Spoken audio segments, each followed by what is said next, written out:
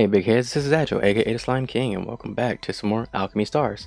Today's video we're just going to be going over the event details for the Hidden Truth, Fragments of a Feast, and the new mechanic, and the skins and such. So let's just hop right into it. Now, let's talk about this Sanity system, shall we? As you use effects of, Aurorians who can affect said Sanity system, your Sanity will drop and different effects will happen. Let's just hop on down to the effects. Alright, so 100, calm state, 99 to 80. All allied units will receive 1 stack of poison at the start of each round and their defense will be dropped by 10%. 79 through 50, all the above elements will be added on to the enemies, so they will now suffer as well. 49 to 20, a mirage will appear randomly at the start of each round. 19 to 1, allied units will now gain 4 stacks of poison on top of the 1 at the start of each round, and the healing effects will be reduced. And then at 0 sanity, you will enter the insane state, and the team's defense will be reduced by 10 more percent. Now, the mirage that appears at the 50 mark, it deals true damage based on a HP ratio and inflicts 5 stacks of bleed to all allies each round. The only way it can be neutralized is by area damage skills or by passing enemies. So first off is Lenore. She's a 6-star, she is a force and water unit, and she is a detonator. She will use the Sanity system in battle, and her active skill Vermilion Seas is choose any one tile, then select another one tile within 2 surrounding clusters to generate a rectangle area, within which 333% damage will be dealt to the tiles. Each tile in the rectangle deducts 3 sanity points. If any enemy sustains damage more than once, subsequent damage is reduced to 33%. Every time an active skill deals damage, Lenore's max health is boosted by 3%. Now her chain combo, Double Stitch Sweep, is 5, 9, and 33, and at 33, it deals damage to 5 rows for 130%, and when the sanity drops below 75 points, the trigger condition is reduced to 15, and if she is insane, it will be reduced to 5. So if your sanity is at 0, you can cast your max chain at the cost of your first chain, and the lower the sanity, the greater the damage, increase up to 100%. Her equip skill, Marionette Curse, if not in the calm state at the start of each round, deals damage equal to 1% of the team's max health to all enemies. The lower the sanity, the greater the damage increase up to 10% of the team's max health. So overall, a pretty solid detonator in terms of the use of the Sanity Mechanic. Her way of reducing her sanity isn't as efficient as Giles in my opinion, but it should get the job done. Obviously the moment you use her active skill once, then the Marionette Curse will instantly start taking effect. But yeah, she is alright, and she will do good damage once you really get the ball rolling with her Sanity Mechanic, but she will work a lot better with Giles because his way of reducing sanity is a lot more efficient than hers. So let's just move over to Giles and you can see what I mean. So, Giles, he will be Fire and Forest. See? They can be ran together because technically they're both Forest. And he's a sniper.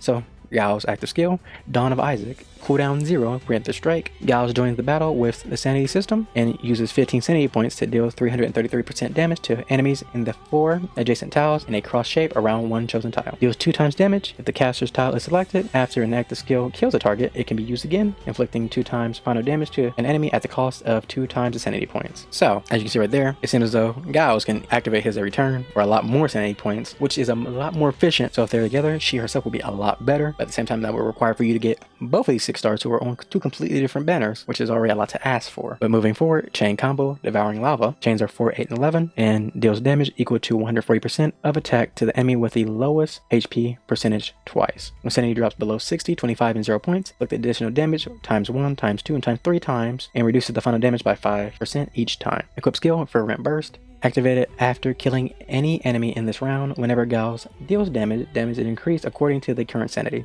The lower the sanity, the greater the damage increase up to 40%. The kill of any mirage additionally increases the bonus by 10%. So again, of the two, when it comes to the Sanity Mechanic, Giles is a lot more proficient and a lot better simply because he can pop his skill, it seems, every turn. And that's 15 points of sanity going down every time. Now, using them both together obviously will be better because that's a lot more sanity being lost. But hey, of the two, Giles does seem better. Especially because there's not that many fire snipers. and Forest is doing pretty good for herself. Last but not least, we have May, our free 5-star. She'll be double Forest, and she will be a support. Her active skill, Precious Blossoms, cooldown 1. May is able to change the Sanity system, so we'll have to go over the changes she makes as well. Grants increased resistance to the Sanity system debuffs effects. Debuffs are also weakened. We don't know how much of a debuff it gives, because it doesn't specify, but I'm sure we'll learn over time. And her actual active skill is, restores 25% of lost Sanity points at the cost of 15 of your current health. Looking at how May changes the Sanity system, 100 to 80 is now the calm state.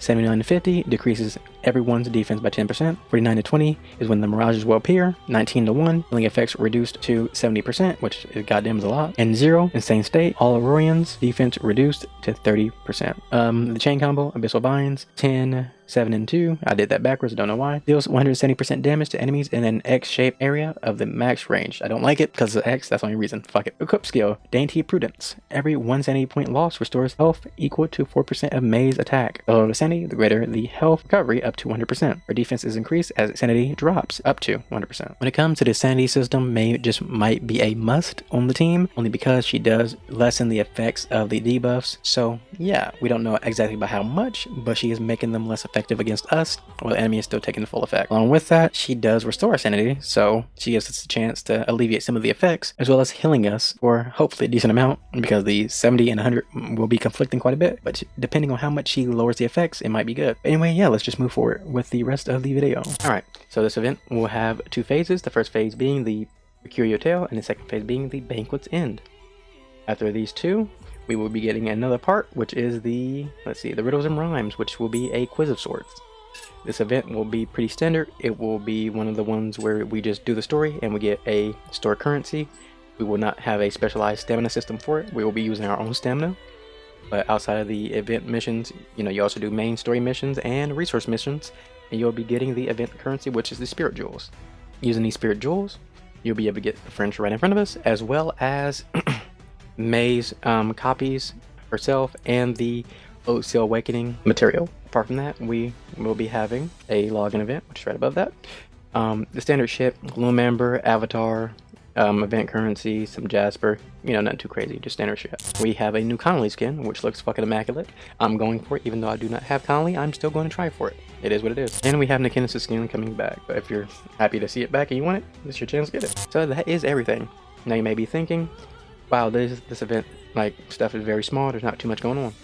But please keep in mind, this will be considered the second half of the Race to End of the World event, because that event will not have a part 2, it's only going to have a part 1, so this one will only have a part 1 as well. So they will be very condensed, as well as the anniversary should be coming up next month, so they might want to be keeping it light just for that reason, so they can throw everything at us the next month. Keep in mind, they might make these characters really good, just to make people want to get them before the anniversary. But I will recommend you do not summon for these characters. I may summon for them just for collection purposes and because I am willing to throw money at the game.